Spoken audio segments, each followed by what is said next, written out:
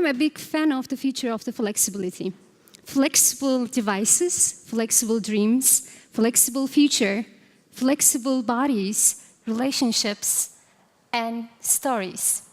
Today, I will tell you a flexible story in which the biology meets its match.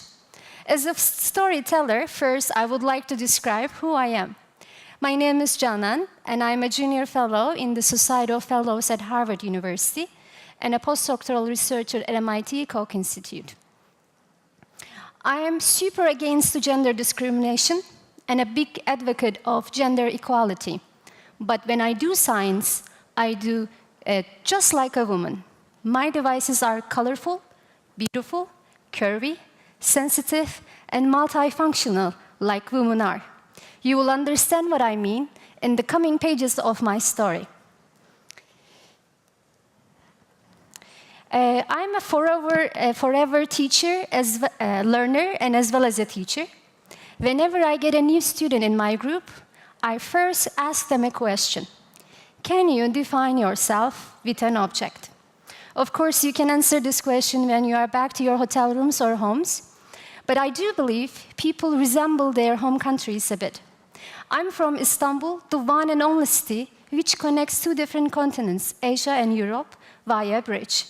Like Istanbul, I am a bridge. I bridge the gap between hard, planar, boxy electronics and soft, time dynamic and elastic biology.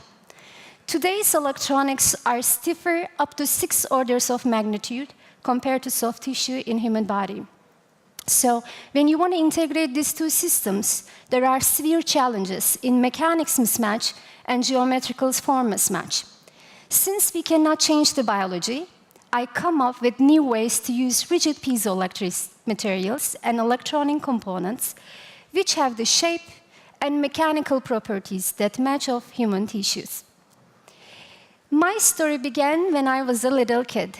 I'm deeply honored to give this talk at a Curie stage. My dad gifted me a book about Madame Curie when I was a little kid. I think my dad thought that I will get inspiration from her, but when I read the book, I fell in love with her husband, Pierre Curie, who discovered piezoelectricity phenomena in a laboratory with his brother. What does piezoelectric mean? Piezo means stress, strain, deformation, and electric means positive and negative charges. Like in cigarette lighters, when you press the lighter, the piezoelectric tiny crystal express stress, which generates positive charges in one location and negative charges in another location, which means you create dipole between these two locations, and you create voltage and current.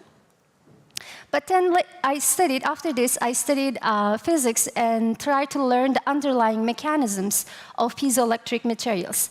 But then I realized physics is not enough. I need to learn more about materials, the properties of the materials. Here in this slide, I would like to emphasize the importance of the materials. This is the cartoon that I drew for Material Research Society art competition. First, the Newton's head was hit by a peer, but it was a wrong material. He couldn't discover anything.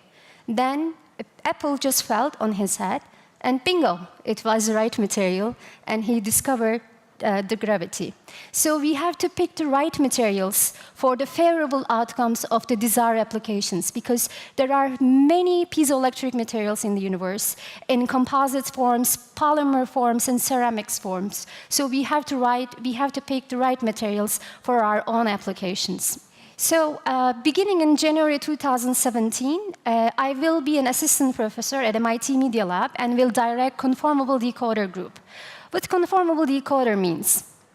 We live in an ocean of physical patterns, heartbeats, respiration, muscle movements, neural activity, airflow, temperature change, and so on. These patterns contain information, coded messages that needs to be excavated, refined, and defined.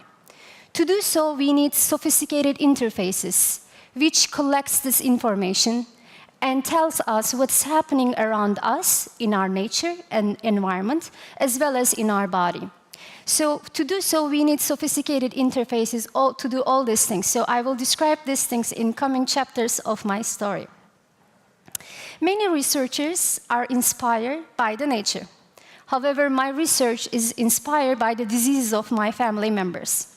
I create devices to satisfy my family members. The first chapter of my story is a device, a malleable device, which can wrap around your heart, lungs, and diaphragm. I'm a physicist, a material scientist, and device engineer, but the relationship between my research and heart is personal. When I was 5 years old, I learned that my granddad had passed away from a heart failure at the age of 28. And I promised myself to do something for heart patients when I reached the same age, 28. And I did it. My research was completed, and it was published in PNAS, and it was recognized by Illinois Innovation Prize. And I was named Forbes 30 under 30 young scientists who are changing the world, of course, in a good way. And I was also named as the Innovator of the Year. Heart is not only a symbol of romance. It is also a hardworking and vital organ to maintain human's life. It has to beat all the time. Out of 40 million heartbeats in a year, missing just a few can end your life. Imagine the heart as a real human dynamo. Every heartbeat of yours can be used to generate electricity. From the natural motion of internal organs such as heart, lungs, and diaphragm, mechanical energy can be harnessed. Active implantable medical devices rely on battery power. When the batteries are depleted, the devices must be removed.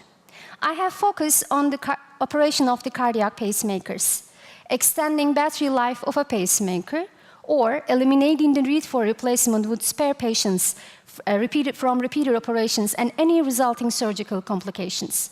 Pacemakers are not always active, but when a heart stops beating, they are vitally important. I have developed a device with a battery that never needs to be replaced and is powered by the heart's own motion. Simple heartbeat. As a material scientist, I have been working on new ways to use rigid piezoelectric materials. As I mentioned before, a piezoelectric material is a crystal that generates voltage and current when it is mechanically deformed. I can make piezo devices in soft, flexy, tissue-like configurations by exploiting novel microfabrication techniques and tricks. My devices can take the shape of any human tissue. This is a new class of biocompatible mechanical energy harvesters. The device is malleable and can be laminated onto the heart as well as onto other soft tissues. Here is a cow heart with my device. Under the rhythmic contraction of heart muscle, device bends and relaxes, enabling it to supply enough charge to satisfy the needs of a pacemaker. As for the future, let's think big. What about wearing these devices on your skin to monitor your health conditions? Just like your watch, your arm movements will power it. And we should remember that they are flexible, thin, and very tissue-like. You won't even know that it's on your skin. Another chapter of my story is to satisfy my granddad, who has a hypertension and who hates to use cuff sphygmomanometers and arterial tonometry, which requires mechanical fixtures, and you cannot use this kind of devices during your daily activity. You see here before my granddad, right after the cuff sphygmomanometer measurement, and he's not quite happy. But with my device, which is very tiny, you can see on his arm with a gold color, he's quite happy because my device is small, lightweight, it's very thin, even capable of stretching up to 30%, and it has high level of effective modulus. It's mechanically invisible. You don't feel that it's on your skin, and it gives you high levels of pressure sensitivity as well as high response times. So you can place identical sensors on two different locations in your body, and simply by dividing the distance between the sensors and time lagging between current and time graphs, you can calculate pulse wave velocity, which is extremely important because it can tell you your arterial stiffness, and it can give you upstroke time, stroke volume variation, and a cardiac output. And it is directly related to blood pressure. And another device that I created for my mom. This is my mom, and she has a skin modulus sensor on her cheek. Whenever I fly from US to Turkey, I buy skin creams from L'Oreal for my mom. And one day she asked me if these creams really work. And I said, okay, let me think about it, and I can come up with a device. So this is a device that I created. We have big bars, actuators, and small bars, sensors in an array form. So what we do, we apply voltage to the actuator, so it actuates and creates deformation on your skin. And sensor right next to the actuator senses deformation and gives you voltage output as a function of your skin. So you can, after this, of course, my mom's dream came true, and I got funding from L'Oreal and also free samples. And we place these creams on different locations of the body of my students that you cannot do with the conventional methodologies, such as suction, torsion, and indentation, which are very painful. Not only to make my mom happy, but to make many patients happy, I created a spatial resolution device in a protector form, which you can place on your skin. Especially, we did this device, trials on patients who have skin melanoma, and I work with dermatologists in the University of Arizona. And you can see that the device can do colorful map and tell you which part is stiff and which part is less stiff. So you can easily pinpoint the lesion, where the lesion is, and gives you an estimated number about your skin variation continuously, which is very important, especially for doctors to determine if they need to do a biopsy or not. And right now at MIT, I just want to give a flavor of what I do right now at MIT. It's a device, three-dimensional devices, which can go inside your drip brain, and it's called injectrode. And with this device, we can stimulate the brain once we have a dysfunctionality inside the brain through chemical and electrical stimulus, and then modulate the neural activity and normalize the behavior. Why do we do that? For instance, if you have a Parkinson's disease, you have to take the drugs orally or intravenously, which is unnecessarily affecting all your body. But with this device, we can easily pinpoint the location where we need to infuse the drugs, and at the same time, increase the time of the therapy in less than seconds, and find out if everything going well inside your brain and body. As a conclusion, my story began, and I work with the one-dimensional devices. Later on, I increased the dimension one more and did two-dimensional devices in a wearable fashion that you can wear on your skin. And later on, right now, I increase the dimension one more and do three-dimensional devices in a needle type that you can easily target your deep brain. And in near future, in my research group, Conformable Decoders at MIT Media Lab, I would like to increase the dimension one more and do four-dimensional devices. What if we have electronic pills which have the taste and smell, which will give us pleasure, and at the same time do multiple functionalities and activities in our body? What if we can do a device which is non-spelled and non-spilled and on-demand drug delivery in our brain? Or what if we have talkative clothing in our body? So for us, the heart was the extreme case.